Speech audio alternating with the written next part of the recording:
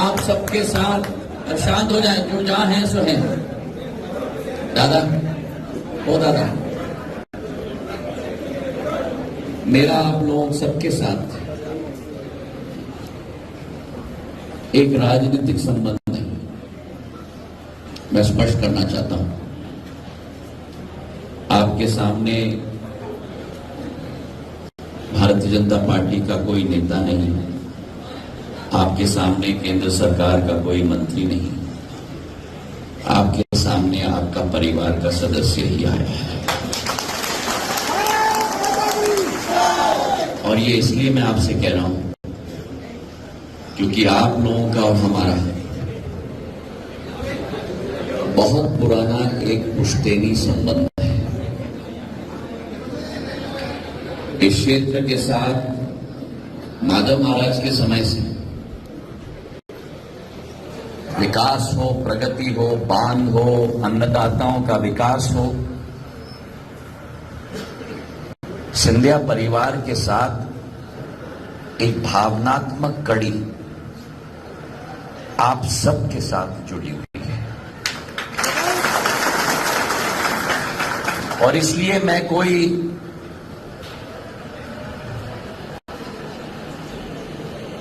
राजनीतिक सोच विचारधारा के आधार पर केवल आपके बीच में नहीं आया हूं, लेकिन एक पारिवारिक सोच विचारधारा के आधार पर आपके समक्ष में पहुंचा हूं। हमारी जन आशीर्वाद यात्रा चल रही है और मैं यहां बैठे हुए एक एक कार्यकर्ता को दिल के गहराइयों से धन्यवाद अर्पित करना चाहता हूं और प्रणाम करना चाहता हूं। और उसके पीछे कारण है, आज अगर मध्य प्रदेश में भारतीय जनता पार्टी मजबूत है, आज अगर मध्य प्रदेश में इस मंच आसीन पूर्ण गुलदस्ते को आप देख रहे हो और उसमें मैं अपने आप को भी गिन रहा हूं, तो उसका विजय एकमात्र है और वो मेरा जमीनी कार्यकर्ता।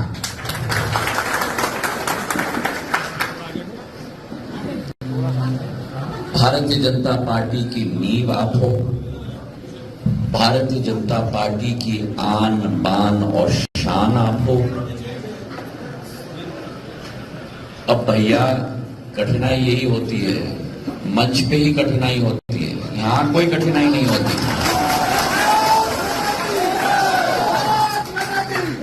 कौन बैठेगा, कौन कहां बैठेगा, इसलिए मैं आपके बीच में ही बैठूंगा।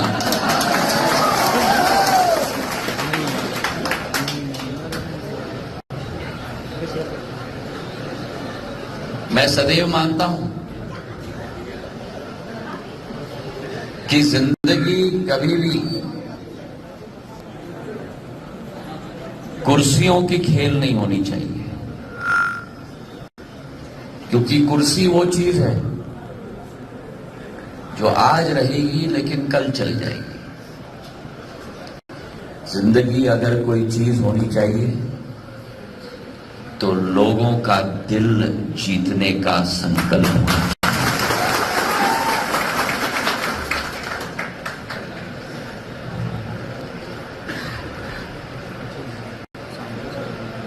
हम लोग सब एक तरीके से यात्री हैं। भगवान ने जो मौका दिया उस सफर में हम यात्रा कर रहे हैं और इस यात्रा में हम लोगों को याद रखना चाहिए, जब आपका जन्म होता है तब आप निर्वस्त्र इस सृष्टि में आते हो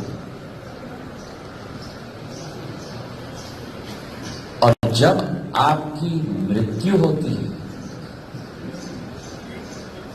तो आप निर्वस्त्र इस पृथ्वी से जाते हो।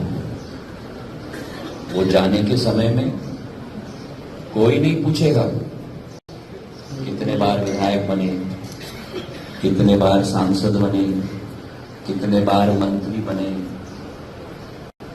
पर अगर कुछ आप और हम इस पृथ्वी से ले जाएंगे तो लोगों के दिल में अगर आपने स्थान पा लिया तो वो भावना आपके साथ स्वर्ग भी पहुंचेगी।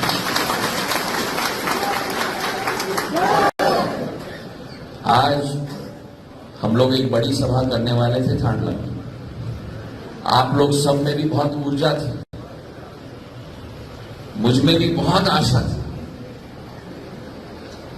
लेकिन बड़ी सभा से भी ज्यादा बड़ा वरदान इंद्र देवता का आशीर्वाद भरपूर मिल गया।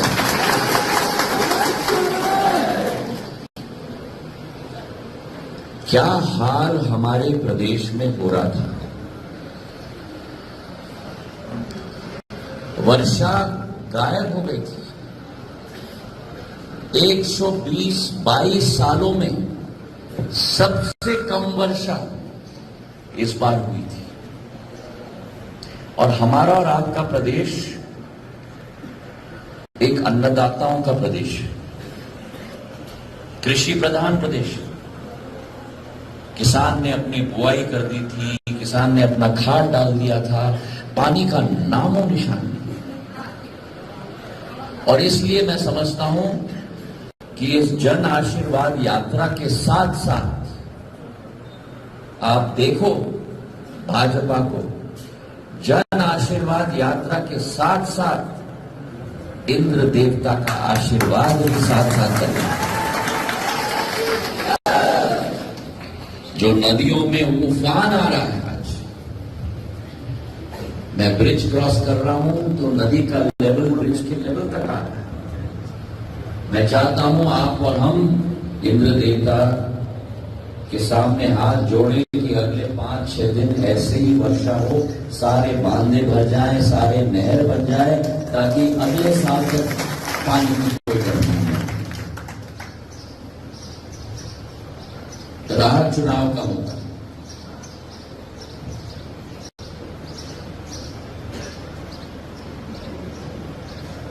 आप और हम सैनिक हैं,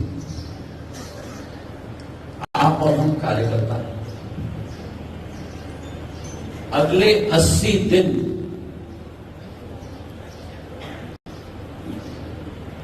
सेना की परीक्षा है। जनता तैयार है हमें आशीर्वाद प्रदान करने के लिए। हमें जनता का मन बनाना है और हमें जनता को मतदान केंद्र तक ले जाना है। और मध्य प्रदेश का चुनाव, ये मत समझना कि थांडला का चुनाव है। ये मत समझना कि झाबुआ जिले का चुनाव। ये मत समझना कि मालवा और निमाड़ का चुनाव है। ये मत समझना कि ये मध्य प्रदेश का चुनाव है। आपको और हमको जिस प्रधानमंत्री ने देश का गौरव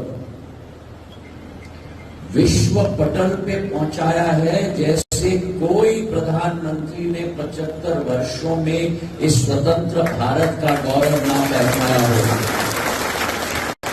मैं सही बोल रहा हूं कि नहीं? सही है तो तालियों की गड़गड़ाहट होनी चाहिए।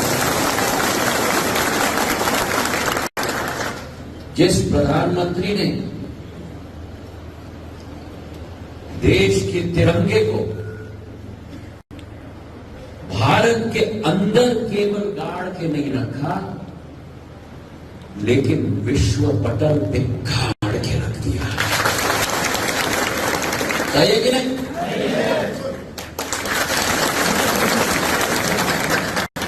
और जिस प्रधानमंत्री ने देश के तिरंगे को केवल भारत में नहीं गाड़ के रखा, केवल विश्व पटल पे नहीं गाड़ के रखा, लेकिन जिस प्रधानमंत्री ने भारत के तिरंगे को चांद पे भी गाड़ के रख दिया। सही है कि नहीं?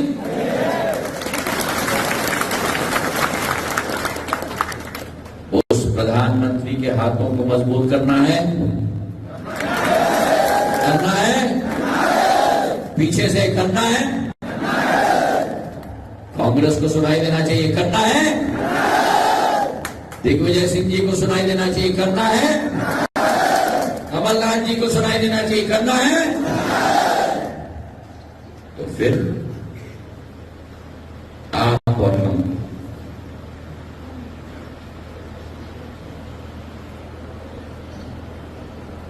मैं उदाहरण आपको देता हूं। पुराने जमाने में शिवाजी महाराज के 200 किले थे। एक एक किले का सेनापति होता था और कुछ किलों में हमारे आदिवासी समाज के सेनापति होते थे। मराठी में किला को गढ़ किला बुलाया जाता है। उस गढ़ किले के सेनापति मेरे आदिवासी समाज के सेनापति। अगर मराठा साम्राज्य को मुगलों के विरुद्ध लड़ना था, जिज्जी के विरुद्ध, जंजीरा के जिज्जी के विरुद्ध लड़ना था, पोर्चुगीज के विरुद्ध लड़ना था, अंग्रेज के विरुद्ध लड़ना था, तो सबसे महत्वपूर्ण बात क्या थी कि उन गढ़ किलों की सुरक्षा होनी चाहिए। सही है कि नहीं? गढ़ किलों का सुरक्षा कौन करता है?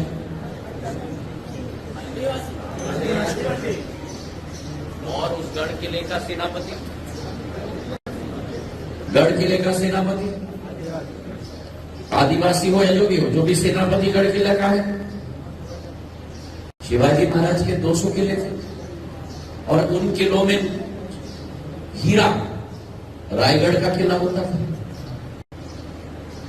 तो जैसे शिवाजी महाराज के 200 सेनापति उनके किलों की सुरक्षा करते थे, वैसे ही थांडला में 300 पोलिंग बूथ हैं।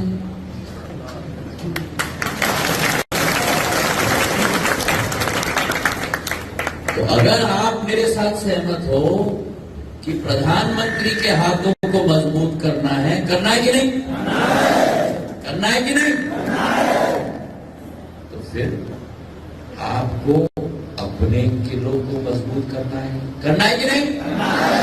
और आपका किला, आपका पोलिंग बूथ है कि नहीं?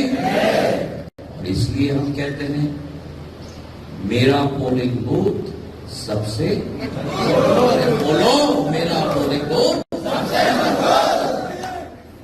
पोलिंग बूथ जीता तो, बोलो पोलिंग बूथ जीता तो अपने किले की रक्षा करोगे, अपना पोलिंग बूथ जिताओगे, हमें मध्य प्रदेश में थांडला का विधानसभा जिताओगे, मध्य प्रदेश में संभाग में सबसे ज्यादा अच्छे नंबर लाओगे, मध्य प्रदेश के चुनाव को जिताओगे, प्रधानमंत्री नरेंद्र मोदी के हाथों को मजबूत करोगे।